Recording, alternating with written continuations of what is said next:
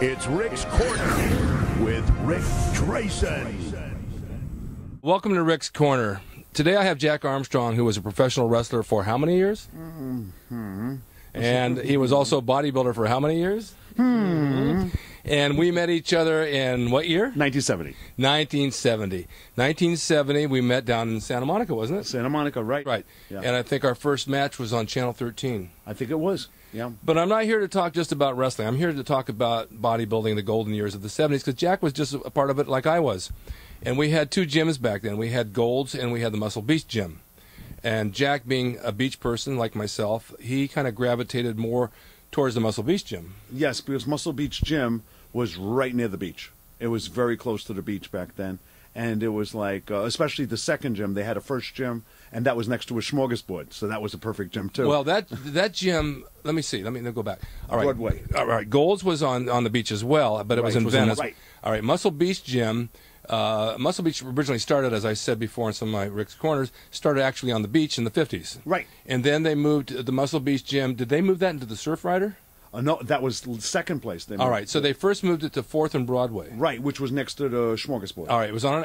Yeah. You keep going back to that smorgasbord because it was a hangout. Well, it's a hangout because all the guys back then ate and they trained. And what better thing than to walk out of the gym and walk right next door to a smorgasbord with all you can eat?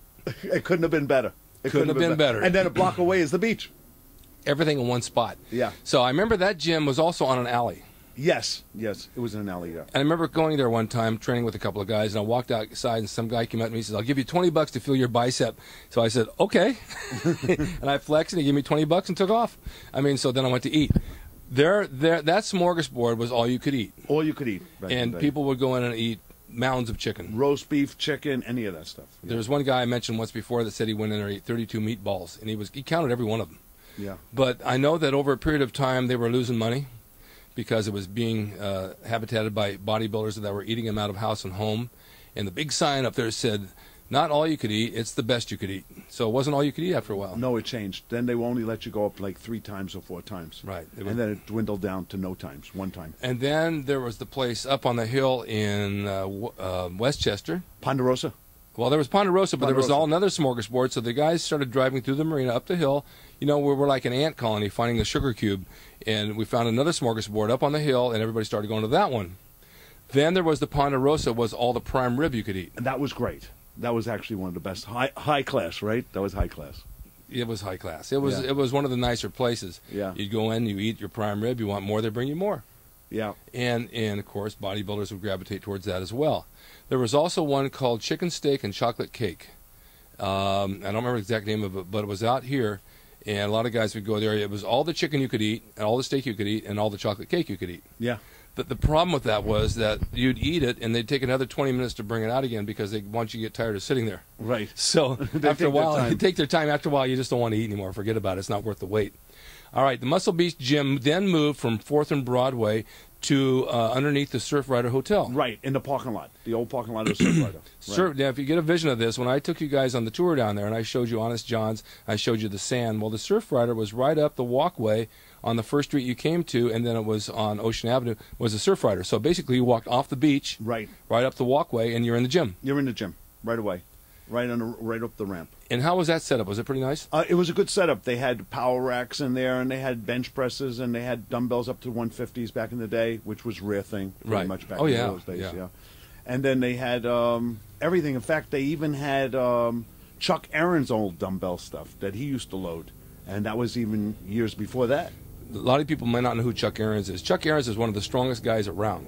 I mean, he was a big man. I wouldn't say he was a bodybuilder. He was a weightlifter. More of a weightlifter, yeah. But he could hold. There's a picture of him holding a woman in the palm of his hand with a straight arm out that you'll find on the internet. He was a little off center mentally.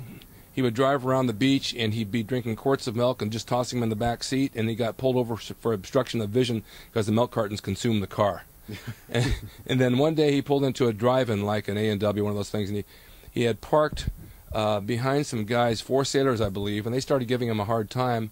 And he got out there and he ripped each door handle off their car, just ripped it right off with his hand. So they locked all their doors, tried to start their car and pulled out, and he lifted up the back of the car until their wheels were just spinning, and then he let it go and they took off.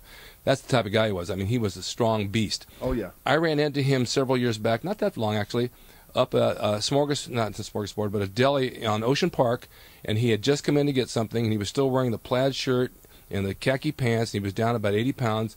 And I said, Chuck Ahrens, it's Rick Drasin. He says, oh, hi, how you doing? I lost 80 pounds. Yeah, he let you know right away. Right away. I lost 80 pounds. I said, you still look great. And apparently he had some mental issues, and he was working for a guy sweeping up this back room was built of his business. But he was one of the guys down there. Oh, originals. Yeah, one of the originals. And then you had Hardboiled Haggerty. H.B. Haggerty I worked out with, and Sammy Berg. He played in the movies. Sammy Berg was Hercules. Sammy Berg was Hercules. Right, Hercules and Three Stooges. Hercules and the Three Stooges, exactly. Yeah. And H.B. Haggerty was a wrestler, and he was a football player, and he was just a real character. Oh, yeah, and he was in many movies. Many movies. Paint Your Wagon, right. Mickey and Maude, all the movies. Yeah. There were a number of guys. Rocky Johnson, when he would come to town, that's The Rock's dad, used to train down at Muscle Beach, Rocky and Johnson. Between that and Gold's. And then you also came to Gold's. Oh, yeah, I came to Gold's also to work out, because I always like a diversion, where sometimes you got used to one place, and he said, let me go to the other place. It has a different kind of feel, different kind of weights, different type of dumbbells, and you go like, and I was into weightlifting, so I liked the versatility of using different weights so you could lift anywhere, anytime, any place, and instead of just getting used to one type lifting. Well, sometimes when you frequent a gym, you got the same. You need to change your routine first of all the time, because your body gets used to what you do. But then you go to a different gym and you even do the same routine, you get sore all over again. Yes, fresh. It's fresh. It's a different atmosphere. You try a little harder. The things feel a little different, and it's really good to inspire your muscle growth. So if you switch gyms, you'll get a good benefit out of it. Then you go back to your other gym. But there were a few guys that popped back and forth between the two. Oh yeah, there were always a few. I think a lot of guys went, because I used to see. What's his name? Brian Oldfield used to come there. Dave Draper. He used to go to both gyms. They both went to both. Well, Dave Draper was basically a Muscle Beach gym original. Right? And he started, I think, down in the dungeon. In the dungeon, right? Yeah. Now the dungeon was on 5th and Wilshire. It was downstairs in a basement. It had water leaks, as Dave describes it, with broken pipes, and it was all a slab wall, brick wall building. But they had what they needed. And then upstairs next door was Weeder's first office. Right, that was years before. Yeah, right. Joe Weeder's first office. I told you guys where Zookie's Deli was. Well, across the street, 2 buildings down, was a small little office space, Joe Weeder Enterprises. And it wasn't any bigger than a small postage store. And he had his supplements, and Dave worked in the back, and he stocked shelves. That's how Joe started. In fact, I'm doing an interview with Joe about that coming up. And from that, he built this big, big business, and just went worldwide with it. But Dave worked for him. Now, when you went down to Gold's in the mornings, what time did you train down there? I trained in the morning about 10 o'clock, 10, 11. Were you there when Arnold and some of those guys were there? When Arnold, Franco, Frank Zane, Mike Katz. Mike Katz from New York. When that group was all together. You were there on occasions. Yeah, I think I saw. Hours. I actually think I saw me there. Yeah, on occasions. On occasions. Yeah. Mike Katz had come out from New York, and he'd stay about a couple of weeks. And all of you know who Mike Katz is. Wonderful guy, really, really fun guy. He was so huge, and he had that bowl haircut, and he would walk so stiff that we used to call him Frankenstein. Yes, that's what he. And he'd lay on the beach, and he'd say, "Hey, Mike, check He lay on the beach stiff. Oh, stiff as a board. He thought he was dead.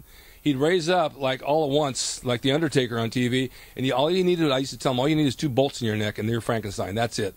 Yeah. But boy, we had a good group of guys. That was a lot of fun. Yeah. The beach back then, I mean, everybody knew everybody on the beach. Oh, pretty much. And it didn't matter which gym you were in, they're gonna know you. That's right. If you went from Santa Monica and walked along the boardwalk, which we did, down to Venice and back again just to get a walk in, you knew people along the way. You knew the same people every day. Right. It was the same people, even if you were a Gold's Gym or World Gym. I mean, a Gold's Gym or Muscle Beach Gym. You always met the same people. Always. Because they did the same thing. Same smorgasbord, same eating place. Right. And they're not always, they weren't, as Seymour and I talked, they're not the superstars of bodybuilding. I mean, some of them were, but like Seymour said, you had your cast of characters that were the background people. Exactly. Right. But those people really made up what Muscle Beach was. Oh, yeah. Like, how do you duplicate a Stevie Nicks? You can't.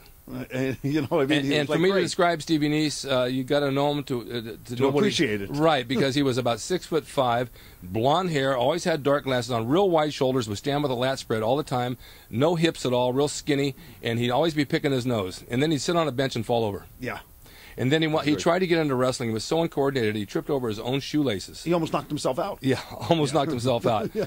But on the flip side of that, he was a smart guy, and he was a writer for a lot of the magazines. And made equipment, didn't he? Yeah, he did. Remember, he made pieces of equipment. And then he passed away several years ago. Yeah. And that's the thing is that at our age, a lot of the guys are gone. Yeah. And it's really hard to round them up, and I've been trying real hard to find people. And if I have to go wake them up at their grave, I will.